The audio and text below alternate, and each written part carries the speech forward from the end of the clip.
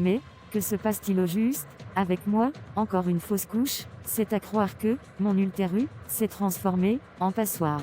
Pourtant, je n'ai jamais pratiqué, d'avortement. Pourtant, Zita, la voisine de mon ancien quartier, quant à elle, a subi, une série d'avortements. Pourtant, elle a accouché, 5 enfants, et moi me voilà, sans rien dans le ventre, et en plus, honteuse. Que vais-je devenir?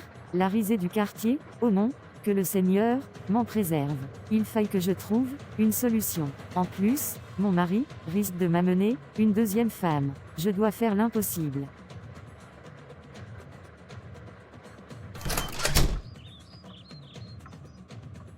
Ma chérie, je crois bien qu'on va devoir adopter un enfant. J'ai vraiment envie d'être papa. Ça dure bien trop longtemps, cette situation.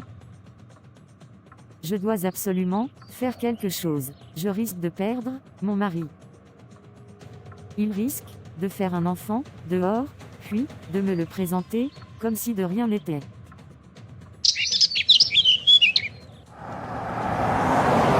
Cette passoire de belle fille que j'ai ne peut même pas faire un seul enfant à mon fils. C'est sûr qu'elle a eu recours à plusieurs avortements et elle a apporté la malchance dans le foyer de mon fils. Trop, c'est trop. Je vais, personnellement, me charger de cette affaire. Si je ne prends pas les choses en main, je risque de mourir sans avoir de petit-fils, et cela est hors de question.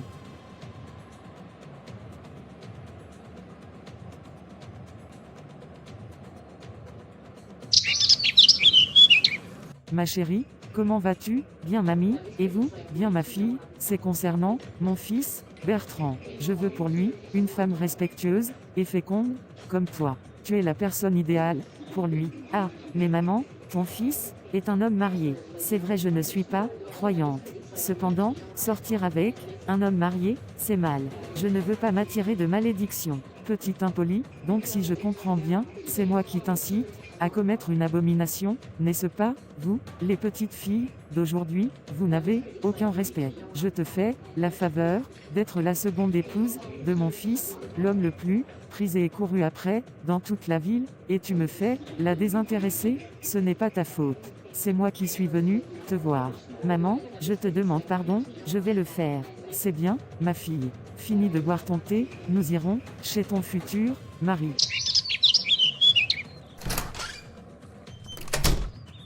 Mon fils, je suis venu avec ta nouvelle épouse, une très belle femme, et féconde, qui me fera de petits-enfants, et qui prendra soin de toi et de cette maison. Regarde comment tu es devenu négligé. Cela ne m'enchante point. Maman, je suis marié, et j'aime ma femme. Je n'en veux pas d'autre. Je ne l'ai pas épousée pour les enfants, mais parce que je l'aime. Si nous ne pouvons pas concevoir, nous en adopterons un. Sacrilège, vous devez me passer d'abord sur le corps. Écoute, je te la laisse ici. Fais d'elle ce que tu veux. Et surtout, sors-moi un petit-fils. C'est tout ce que je te demande. À nos revoir. Bonjour, tonton. Tu n'as pas honte de venir t'installer chez un homme que tu ne connais même pas? Tu ne crains pas Dieu? Et si je te sacrifiais maintenant à mon fétiche? Et, ma vie, au secours, au secours. Voilà ce que je redoutais. Ma belle-mère ne m'a pas raté. Mais, quel est mon problème? Au juste, j'ai changé d'avis, désolé, je m'en vais.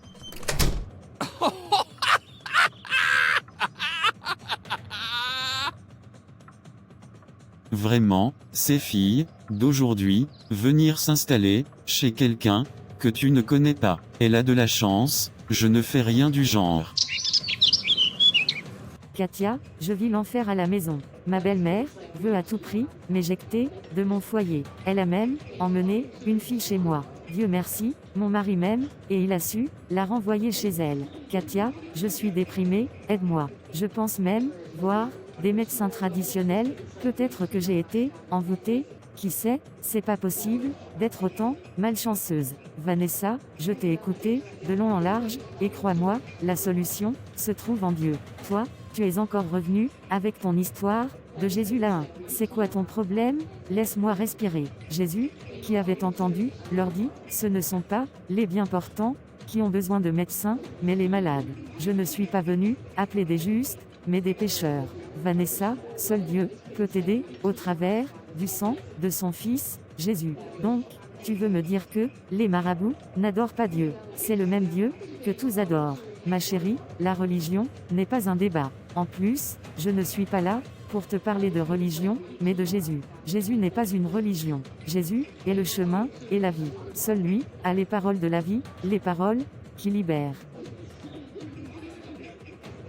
L'important, c'est ta relation avec lui. Il veut juste être ton ami, ton Seigneur et ton Sauveur.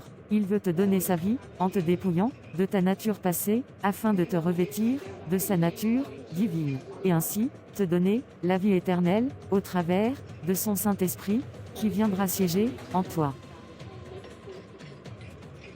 C'est beaucoup trop d'informations pour moi, je n'arrive pas à véritablement te suivre. Oh pardon, tu sais, tout ce que tu as à faire, c'est accepter Jésus dans ton cœur. Et pourquoi devrais-je le faire? Va-t-il me donner l'argent, ou va-t-il me donner un enfant? Qu'est-ce qu'il a à m'apporter? Tu sais, je suis une intellectuelle. Je raisonne. Et je sais que, dans ce monde, rien n'est gratuit. Alors il a quoi à m'apporter? Le royaume des cieux est encore semblable à un trésor caché dans un champ. L'homme qui l'a trouvé le cache, et, dans sa joie, il va vendre tout ce qu'il a et achète ce champ. Ta propre vie est bien plus importante que l'argent ou un enfant. Et la vie éternelle est le plus grand trésor que tu dois chercher. Et quand tu trouves ce trésor, peu importe les vents contraires que tu traverses, tu récoltes une paix éternelle qui surpasse toute intelligence et l'espérance du salut de ton âme.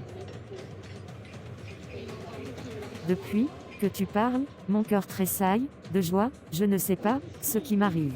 Je me sens vulnérable. Ne sois pas effrayé, c'est le Saint-Esprit de Dieu qui te convainc de pécher et apprête le champ de ton cœur à recevoir la semence de la parole de Dieu. Et maintenant, que dois-je faire?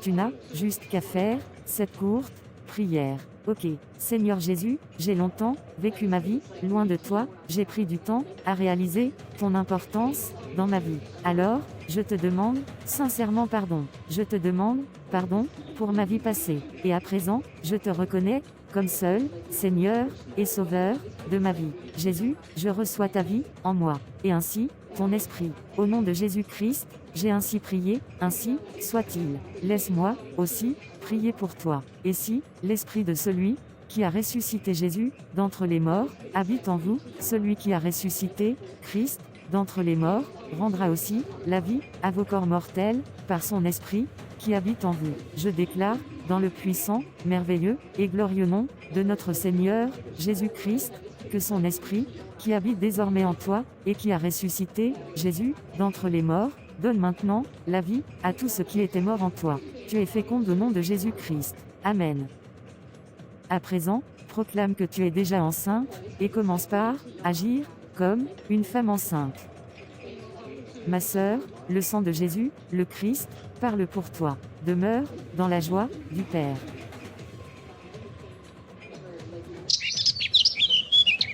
Ça tombe bien, je te cherchais. Petite sorcière, après avoir mangé ton utérus, tu veux tuer mon petit-fils, n'est-ce pas? Quitte chez mon fils, petite sorcière. Maman chérie? Tais-toi, là-bas. Je suis enceinte. Comment cela peut être possible? Depuis toutes ces années, je ne te pensais plus féconde. Waouh, quel miracle! Ma fille, je t'ai persécutée sans aucune raison valable. Ce n'est pas digne d'une chrétienne que je suis. Je te demande pardon à toi et à Dieu. Ma fille, je vais prendre soin de toi. Maman, si Dieu m'a pardonné, qui suis-je pour ne pas te pardonner?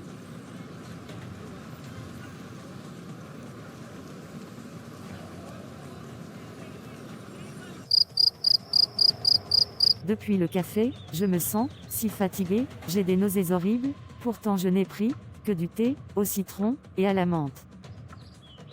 Ma chérie, pourquoi es-tu si pâle? Qu'est-ce que tu as? Tu m'inquiètes. J'ai de fortes nausées. Je suis sûr que tu es enceinte. Je vais te couvrir de cadeaux à n'en point finir.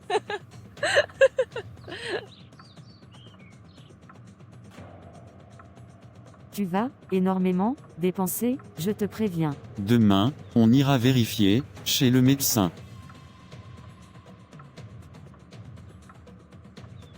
Un an après.